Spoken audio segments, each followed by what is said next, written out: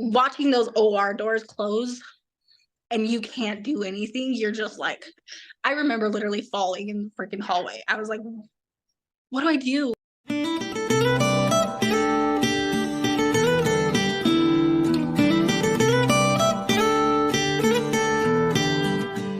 I met Tina probably 10 years ago, maybe. Yeah. Almost. Yeah, about. Jeez. Yeah, and I've been following her story. You're super, super, super great with, like, I don't even know like the technical terms of it, but y'all, she's super cute. She can do anything with makeup and hair. Yeah. And she's on all the platforms showing all the things for that. Tell the people that are going to watch this a little bit about yourself, like catch them up to speed. I already know about you, so you tell them about Yeah. yourself. Well, I'm a mama too. I am gonna be turning 25. I, like she said, do makeup and hair. I am a licensed cosmetologist. I focus more on the makeup and hair though, so that's where my comfort and passion really lies. Um, with my son, I did go into getting my CNA license though, so that I could be his parent CNA at home and get to stay home with him and all of his heart conditions and stuff like that. So since then, I've kind of just the past 2 years, I've took on content creating as just something to kind of have an outing for myself. And now it's taken me on a whole journey. Even that's just kind of what I've been doing, focusing on the awareness of his heart condition, being a mom, and just my content creating in general. Just What yeah. his condition, what his condition is called. So he has hypoplastic right heart syndrome. How old is your daughter? She's 5 now. And your son is just turned 1. So when, like, take me back to, like, I don't know, take me back to 2 years ago. Where were you? What were you doing? What did life look like? 2 years ago, exactly. I was working in the salon behind the chair halfway through my pregnancy. Um, I might get emotional because this is a crazy part. I used work as my outlet during my whole pregnancy. So I really poured a lot of myself into work at that time because I think we just found out that we were torn between him having a brain defect and a heart defect all at the same time, also not knowing if he was for sure going to make it. We were still stuck in the like this loop of, okay, you could either carry this pregnancy on until your son comes, or you lose the baby, or you have it and he's stillborn. Like they gave us all three options, and this was after the fact that we literally had to yell at them and tell them to stop telling us to terminate our baby. I like to tell people, like, in that situation that like just figure it out. I'm like, you could plan, and then you are never ever going to be ready for that day when your son has to get put up on a heart Oh my on an operating table and have his like chest cut open. Like, no matter how much planning and preparation you have in your brain, like ready for that day, it yeah. all goes out the door. Yeah, 2 years ago, I think I was on the verge of like pretty much breaking, but I was like, how could I do it? I have a human inside me. Right. And you had so many responsibilities on top of that. So tell me about your husband. Tell me where he fits into all of this. That dude is, oh my gosh, he's my best friend, first of all. Like, it's so crazy. Um, he knows me probably better than I do know myself. And like he was the support that I needed emotionally. Mhm. Um, it got really hard though, because this whole thing did take a huge toll on our marriage in general. It was like, you don't feel what I feel, I don't feel how he feels. And it was like we were constantly kind of like butting heads almost during the whole thing. And it was, as much as like we were trying to be there for each other and he was there for me so much, it was just hard for us to try to find like that level ground. He did a lot of the work, like the physical support and stuff like that I really wasn't mentally able to do or handle. Before you were told about your son's condition, did you know anything about it? Have you ever heard anything about it? I think from like one person, there was only one person that I know that had um and their daughter was born with a heart defect, but she had a different type. Um I just knew it was like a CHD. So any heart defect like goes under CHD, a congenital heart disease. I was totally unaware of. Man, I bet you're schooled now. Like, I know so much. I ask too much now too. And it's like, and honestly, no, I don't ask too much because I don't feel like you could ever ask too much. And I will ask the same question maybe like 5 times in a row until they explain it to a way that I could understand. Cause I'm like, I don't get you. Like, dumb it down just a little bit again. right. And I am responsible for this living, breathing Yeah. thing, so I need to know. So there are no dumb questions. Yeah. Yeah.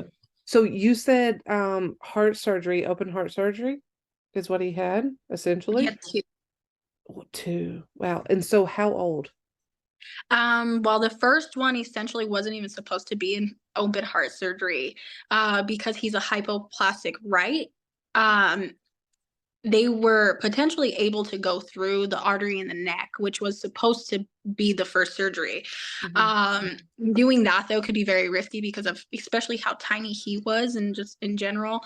When they try to go through, the second they got it in, it just the catheter ruptured his artery right there, and it literally broke it and just paralyzed that completely. So they had to cut him open, put him on, they call it ECMO, and it's pretty much baby life support. And that was at 5 days old. He walked him down to the OR, and it was, I tell people this because it's like literally it's so vivid. It's like, you know, when you watch a movie and you see like it's like capturing the scene of them like their backs, and it's like in an OR, and you could just see their like family member being taken down the room, and then the doors just shutting dramatically.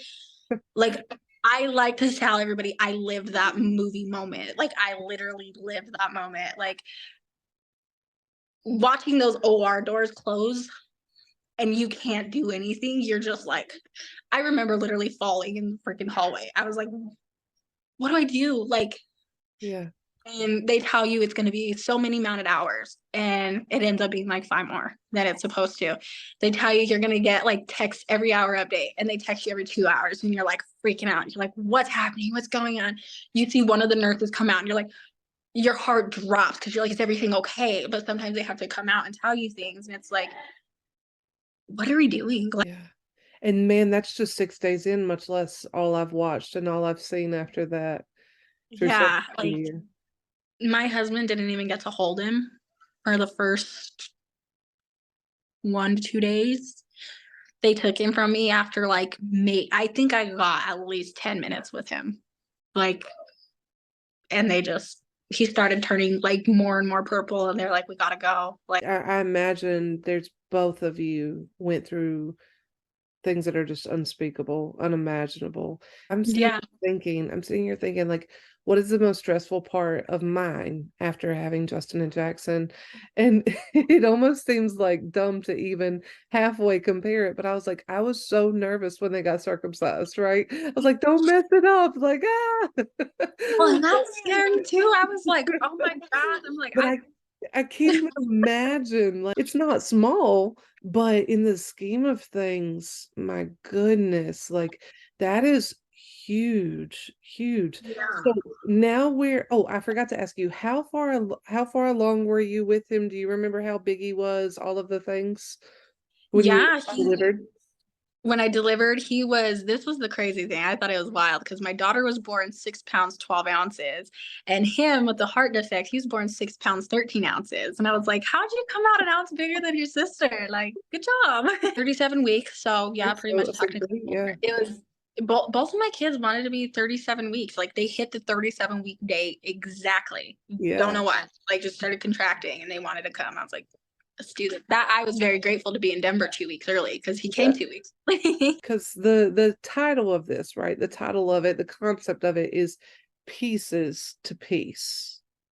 What's the process? Like, how does that even begin to go from the pieces to the peace? Wow. That's a big one. Honestly, I feel like it could be different for everybody just because it's your own way of coping, I feel. I pretty much I broke myself down to literally I couldn't break anymore. Like, I carried the weight of everybody and everybody's feelings and everything else until I just couldn't. And to just really piece it all apart, and you're like, okay, work on one thing at a time. And it was literally, I had to go one thing at a time, day by day, like little by little. Like each part of my problem, I had to pull that fraction out of me. Like, let's work on this. Me and my husband had to sit down. Like, we fought for a week straight, and we had to like sit down. And I was like, hey, like we're we're fighting with each other, and that's not the problem. Like, we have to fight for our son against everything else in the world. And not only that, like, we have to be here for our daughter that we can't be there for as much as we were the past almost 4 years. And going day by day, and on it, like, I took it to social media was one of my things. That was like how, I mean, I was a content creator. I already let everybody in on my life. I mean, I held, the only secret I kept from that part was my son having a heart condition. And once we were ready to move to Denver, those 2 weeks, that's when I was told everybody. Because I mean, we were essentially planning a baby shower, not knowing if our son was going to make it or not. And I was like, I don't want anybody to know that. Like, I don't want somebody to come in and do their like hair service and be like, I'm so sorry, and like make it about me. It's like, no, like, let me get through it on my own. Let me handle it the way I need to handle it first before I let everybody else in on this. And I love the fact that you do have that outlet, and it's not like it when things start from intent of, I just want to do something fun, I want to do something cool, instead of like, I'm gonna go make money at this. It turns Yeah, something different. it did. It kind of just became something like, let me just have fun with it and keep having fun. And even now to this day, like, I get all these brand collabs, these promotion videos to do and stuff, and it's still not about the money. Like, I get all this free stuff, and it's just fun getting to like create with it. And it's also really challenging because I'm like, I'm a beauty like lifestyle creator, so now I have to like try to like figure out how to put like a piece of furniture into my content for something. And it's like, Yeah, make this work, we got this. that's so cool. I love it. Come Hi, here. bud. Hi. Hi. Happy, healthy, looks just perfect. He's doing amazing. Like, and his scar doesn't even look like insane. He Yeah, just just has the concave chest a little bit, but makes it look like he's got little muscles going already. it does. When we look at it, we think like, okay, so the world has this point of view, right? Like, when it comes down to it, expectations, like what you're supposed to be doing, the guilt, the shoulds, how'd all that sit with you? Like, you wake up in the morning and sometimes you don't even go to sleep, and it's like you're afraid to leave the hospital for even 5 hours to go to the Ronald McDonald House to take a nap, to take care of yourself, just to come back to the hospital and your child be 10 steps back in their progress. And I mean, that's happened. It's like you leave, and that's literally what it felt like. It felt like every time we left, we came back and something else happened and something else was wrong. And it was like, why do we leave?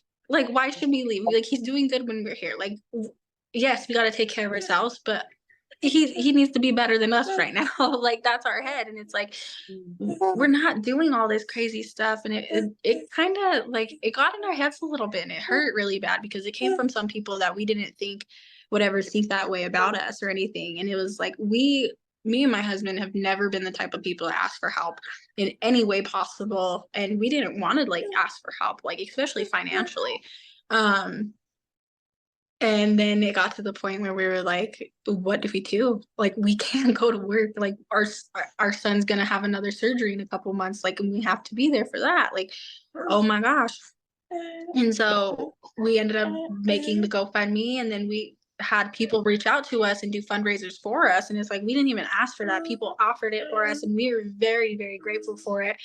But I mean, still at the end of the day, there was that couple people that were ready to throw it back in our face for something. And it's like, I think that the last time it happened, I was like, you know what? Go ahead. I put a lot of trust in God during the situation. And I was like, just take it. I learned a lot from this, especially not to judge people from any situation, especially for asking for help for anything. So Yeah. So that was, you just hit on it. That was my next big question. Where does God show up in all of this? everywhere. he, Oh my gosh. Some of the best conversations I still have during this like journey is with my grandma. And I mean, she's the one that brought me closest in my relationship with God. And it's like anytime I have that like I'm just so mad, she's like, oh God. Like, how God you're mad at him? She's like, he knows you are. Like, he knows. Like, and like she just had to remind me one day, like, he's there like for everything. And he even got sick. And I was just like, God, like, I know you're doing this right now. Like, we need to get his lungs bigger. We need to get them healthier. We got to get them stronger. Like, I know you're going to help us through this. Like, it just becomes a daily thing. Like, he's everywhere in this journey. I mean, for me, and like I needed this for me. I didn't know how strong I was. I didn't know what I was capable as a mother, as a parent. Like this literally, like this journey with my son proved so much self-worth as a freaking mom that like we guilt ourselves into on a daily basis. And it's like I'll still have that mom guilt, but it's like, you know what, I get up at freaking 6 o'clock in the morning, run his feeding tube, do 7 meds every single day morning and then 3 meds at night.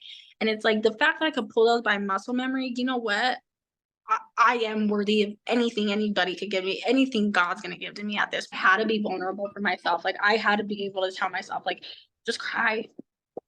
I would cry every single day, like almost maybe half the day.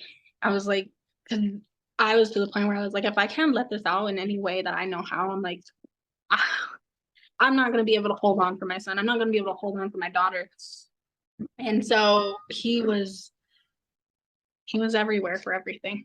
It's God. I was listening earlier to something, and it said that even on the cross, that Jesus asked God a question: "Why have you forsaken me?" You know, and so if Jesus led the perfect example and he questioned God, then I think it's okay. I think it's okay to want to know. Are we at the point of being able to plan a little more than just day by day? Yeah, I think we hit that point about 2 months ago, thankfully. Yeah. It was a follow-up appointment and like another week goes by and he has a follow-up for his x-ray and we see nothing. Like he had caught COVID right before his birthday. So the only thing, like they thought they might have saw a little bit of fluid buildup, but they're like, it could be just from the COVID. So we're just gonna like check it again in like another week or so. And it's gone. 2 months ago, and that for him, follow-up came through. His echocardiogram was perfect. His heart function looks clear. Everything's amazing. All his levels are great. They did the x-ray and it's like no fluid was ever there again. And I was like, we're good. Like we're good. We are on to like follow-ups every like month and a half to 2 months now. We're not going every like 2 weeks. Like I told my mother-in-law after that follow-up, I was like, I feel like me and Pete could actually just like take a breath and be okay. Like we're okay now. Like at least for a moment, like just embrace this moment that we're stable, at peace, and he's doing things. I think you named him well. Share, you It want was to share his name? Where that yes. So came from? we name him Pierce Champ Aragon, and Champ was very fitting. Stuck on Champ because it was like you're a champ. You're gonna be a champ through all of this, and that's how he started his Heart of a Champ and everything like that. His hashtag and everything else to go with it, and he's proved nothing less than being the little champ he is through all of this. The ultimate example of love and being there and doing whatever it takes. And I'm super, super, super. I know you probably don't hear this enough, but you should be so proud of yourself. Thank you so much. Dude, the perseverance, the all of it. Yeah. Thank you. I appreciate it. Anything else you want to tell the people listening? Any last something to leave them with? um, I mean, if you're not a believer, I'm not pressuring you to be, but try to just experiment with it. I mean, you'll be surprised at how far it takes you because it's he's done miracles in my life. How can people find you? Any social media, I'm on Facebook at Tina Marie Aragon, TikTok at I'm Tina Marie, Tina with 2 A's, Marie with 2 E's. Same thing for my Instagram handle. It's on my TikTok as well. Yeah, all those. Good deal. All right, girlfriend, we will see you later. Thank Enjoy. you so much. You have a good Yeah, night. you too. Bye.